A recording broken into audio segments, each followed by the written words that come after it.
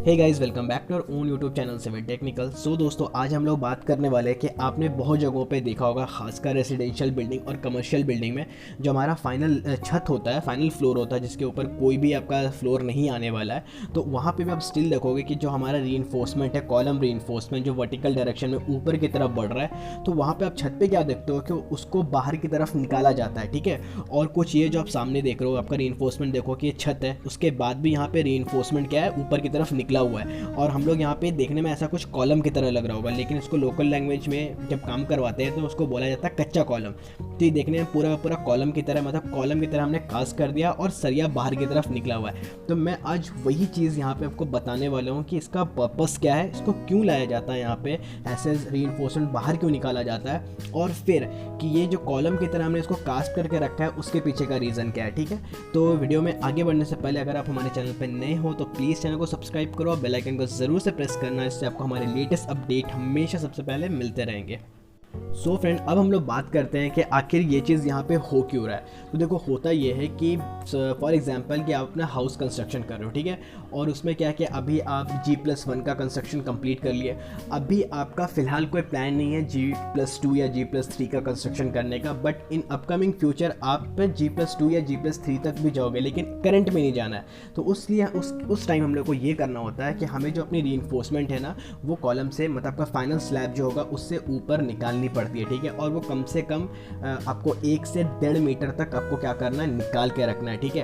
और आपको एक चीज़ हमेशा याद रखना है कि वो हमेशा स्टैगर्ड मैनर में होगा, क्योंकि आप क्या करोगे, वहाँ पे लैपिंग देनी पड़ेगी ना। मान लो उसके बाद से फिर हमारा कॉलम कंटिन्यू होता है। ठीक है।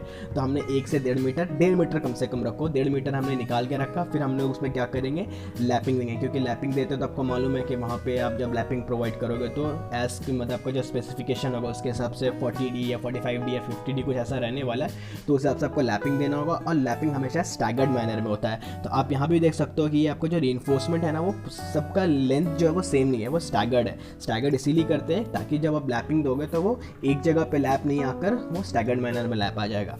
तो आगे कंटिन्यू करने के लिए इस वजह से हम लोग रीइंफोर्समेंट अपनी क्या करते हैं, बाहर निकाल के रखते हैं। ठीक है। सो फ्रेंड, अब हम लोग यहाँ पे बात करते हैं कि ठीक है, हम समझ में आ गया हमें यहाँ पे कि रीइंफोर्समेंट क्यों निकालना है। ठीक है, निकालना चाहिए। लेकिन ये जो कॉलम की तरह हमने इसको कास्ट करके यहाँ पे रखा हुआ, उसके पीछे का फंडा क्या है। तो होता ये है फ्रेंड कि जब आपका स्टील, अगर आप ये कॉलम की तरह उसको कवर करके नहीं हो, बेसिकली हम लोग यहाँ पे स्टील को इन्वायरमेंट में एक्सपोज होने से बचा रहे हैं। यहाँ पे ये जो आपको दिख रहा है कॉलम की तरह, जैसे कॉन्क्रीट है, तो कॉन्क्रीट एक कवर बन गया, प्रोटेक्टिंग कवर बन गया है, जो स्टील को इन्वायरमेंट में एक्सपोज होने से बचा रहा है। क्योंकि होगा क्या कि फॉर एग्जांपल बारिश होगी, तो बारिश होने से पानी स्टील पे लगेगा और स्टील में शुरू हो जाएगी रस्टिंग। और जब रस्टिंग आ जाती है स्टील में, तो धीरे धीरे इसकी जो स्ट्रेंथ है वो घटती चली जाती है। ठीक है। और फिर इतना ज़्यादा हो जाता है कि आप ऐसे स्टील को कंस्ट्रक्शन वर्क में बिल्कुल यूज़ ही नहीं कर सकते हो। ठीक है। तो उस चीज़ से स्टील को प्रोटेक्ट करना बहुत ज़रूरी है, और उस चीज़ को प्रोटेक्ट करने के लिए ही हम लोग यहाँ पे ये जो कॉलम आप देख रहे हो, मतलब आपके जो कॉन्क्रीट कवर है कॉलम की तरह, कॉलम में भी इसी तरह हम लोग कॉन्क्रीट करते हैं, उसी तरीके से यहाँ भी कर रखा है। तो सिर्फ स्टील को एक्सपोज ना हो स्टील इन्वायरमेंट में, इसलिए इसको इस तरीके से यहाँ पे पुट किया गया। लेकिन इसके पीछे भी एक और टेक्निकल आपका प्रोसेस है कि इसको कास्ट कैसे करना। आप नॉर्मल जैसे जो कॉलम आप कास्ट करते हो, RCC कॉलम जो होता है, जिसमें आप जो ग्रेड यूज़ करते हो, वो यहाँ पे हम लोग यूज़ बिल्कुल नहीं करने वाले, क्योंकि इसको स्ट्रेंथ पर्पज से यहाँ पे नहीं बनाया गया है, बस इसको स्टील को एक्सपोज होने से बचाने के लिए बनाया गया। तो अब मैं आपको बताता हूँ कि इसको आखिर इसका प्रोसेस क्या होता है। सो दोस्तों, मैं यहाँ पे आपको बताने वाला हूँ कि इसका प्रोसेस क्या है। ठीक है। तो आपको यहाँ पे जो कास्ट करना है कॉलम की तरह, इसको कच्चा कॉलम बोलते हैं। तो यहाँ पे इसको जो कास्ट करना है, तो उसी तरह सेम शटरिंग की तरह उसको शटरिंग हम लोग प्लेस करेंगे, और उसके बाद उसमें जो कॉन्क्रीट हमारी तैयार होगी उसको डालकर उसको कास्ट कर दिया जाएगा। बट यहाँ पे ग्रेड आपको सबसे लो लेना है, क्योंकि मैंने जैसे बताया ना कि इसको सिर्फ प्रोटेक्ट करने के लिए हम लोग यहाँ पे इसको कास्ट कर रहे हैं। तो आपको ग्रेड लो यूज़ करना है। आप यहाँ पे M5 यूज़ कर सकते हो। ठीक है। सबसे लो ग्रेड हो गया, M5 यूज़ कर लेना यहाँ पे।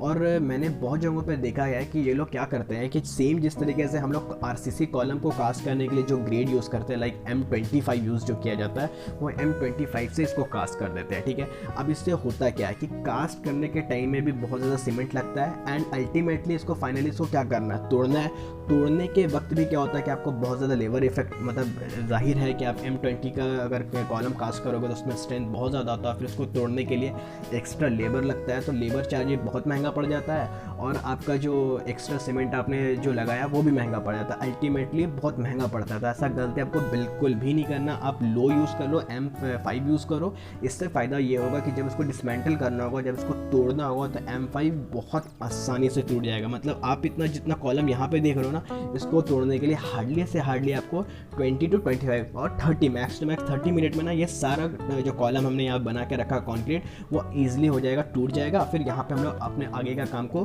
कैरी आउट कर सकते हैं।